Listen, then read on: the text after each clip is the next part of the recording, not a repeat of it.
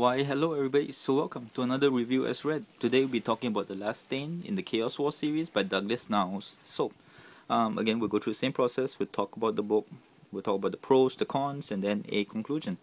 So, basically, The Last Stain is the second book in the Chaos War series, and I already reviewed The Doom Brigade, which is book 1. Now, I got this on the 12th of June, 1998, and I usually buy as self-encapsulating books. It just happened that I happened to get two of these.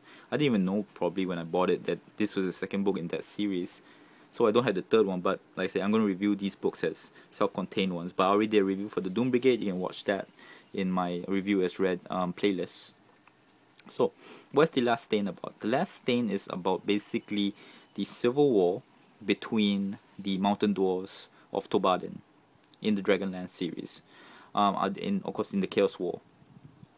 And basically it's about that and how the events in that civil war leads to events that lead to the conclusion and during the Chaos War series. So that's about it. And so first let's talk about the prose of the book. The prose of the book is the first half of the book or so is fantastic because there's a lot of politics. The lead up of how the main army of the Hyla, which are the leading clan of the mountain dwarves, is actually very interesting because here's the thing: there are many different factions of dwarves in Tobadin, and there are so-called good dwarves and bad dwarves, which is basically known as light dwarves and dark dwarves.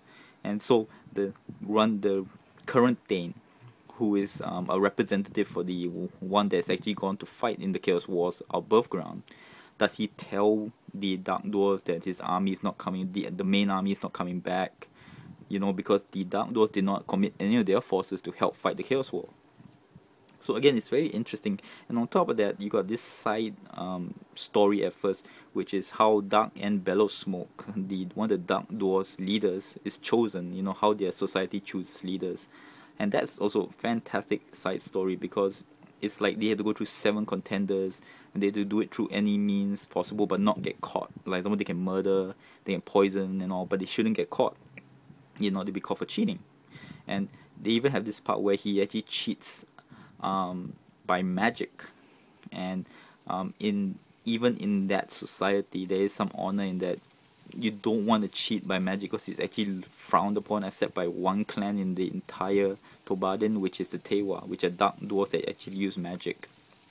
So this actually leads to some very interesting characters like Darken, who's very representative of his clan, the Dega dark dwarves, basically.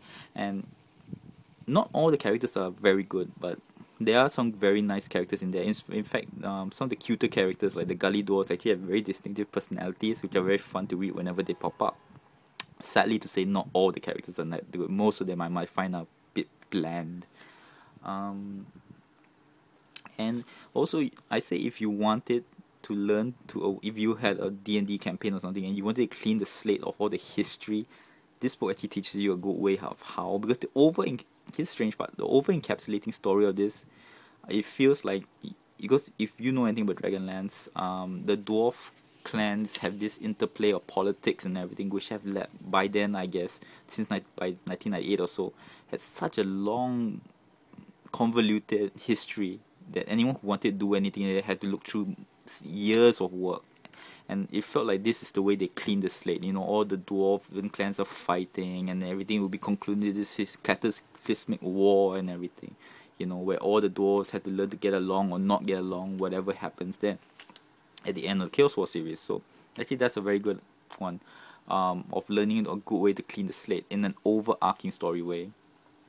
And I think I kind of gave myself away now let's go into the cons. Truth is, this is the part where the book failed quite badly because in the later half of the story really drags. I mean, literally, I was like, can we get a move on? Because there's a lot of at the first half of the book, a lot of the things they did made sense. By the later half, it didn't make sense. For example, if you read the Doom Brigade, they actually say that how much time it takes to climb the mountain of Tobadin, which is Tobadin is basically inside the mountain, and how long it takes to climb can be days or weeks and all. And yet they have 28 levels on the life tree where the civil war was being fought, and they even said how a demon dragon bored through the 28 levels and all that. And the way it's read, dwarves on foot in full plate armor managed to climb up in hours. And so it just, I think this is these logical things that just don't make sense. I don't mind some of them, but this book has a lot by the end of these so-called Deus Ex Machina moments. Example, another thing is, you know, the troops of the Hyla, the professional troops, are all fighting the Chaos War, and so what's left are militia for the Hyla, and yet they managed to hold off not only the Dark Dwarves' professional armies, they actually managed to hold off the Chaos armies of demons and dragons and all that. So, you know, how did they hold out? I mean, again, another thing which is not explained, just saying that they had determination. I'm sorry, when truth, determination doesn't count for naught if people are not trained against overwhelming odds when they were already outnumbered too. So, logically, another issue. And another thing that they keep touching on is this thing called the Helm of Tongues, which it manages to do something in the story. No spoilers, but it does something in the story. And they keep hinting about how it works and everything, right? But by the end, maybe it's explained later on the Chaos War series, but I like to review books as a self-encapsulating story. Nothing is explained. So, you know, by the end, it just leaves me with more questions, and it's draggy. And overall, it just was very unsatisfying by the end. You know, for me, if I had to put my money down on it, if you wanted for the overarching story and how to have a clean slate and the politics between the dwarves and all, this book is actually the first half. Then read the book, but in my view, skip this book. Go read the Doom Brigade. It's a much better book. So there you go. Thank you very much. Till next word.